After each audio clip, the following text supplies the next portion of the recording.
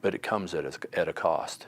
A soldier's mind is sometimes trapped in the battlefield after their deployment. Some adjust to a civilian life faster than others. Casper Police Chief Chris Walsh says the transition back to a non-military life was not easy, but he was able to do it without any long-lasting effects. Have a tendency to want to drive as fast as you can right down the center of the road and avoid being blown up, but you have to constantly struggle to tell yourself that you're not in that environment anymore. Walsh made the necessary adjustments to live a relatively normal life. However, veterans like Leon Chamberlain and Michael Sheffield still struggle every day as they deal with their battle scars and PTSD. There were the IEDs, there were the mortars, there were the rockets, there were the sniper rounds. Bosnia affected me pretty bad. Half the size of Arizona with 10 million landmines. It's very difficult, very scary. You didn't know where you were going to step. Chamberlain, a counselor and social worker for the VA, traveled and lived with deployed troops. Sheffield enlisted in the military in 1994 and retired in 2008.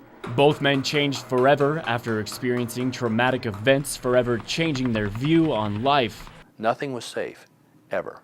I don't assume that, things are just going to be concrete forever. I can picture tanks rolling through downtown. I can picture buildings destroyed. Making it difficult to find peace as a civilian when you're expecting the worst scenario at every turn.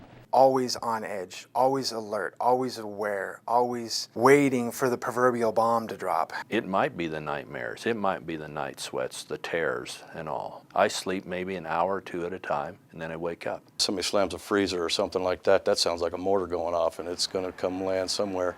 And, they catch you and they pump the adrenaline real quick. Sheffield says he did not want to talk about his issues or with anyone. Constantly scowling, just presenting an image that people wouldn't even want to come and talk to. Those suffering from PTSD often stay out of crowded, loud areas to avoid setting off any triggers. However, there is hope for active and retired military men and women suffering from post-traumatic stress disorder. Brandon Livornia, News 13, Casper.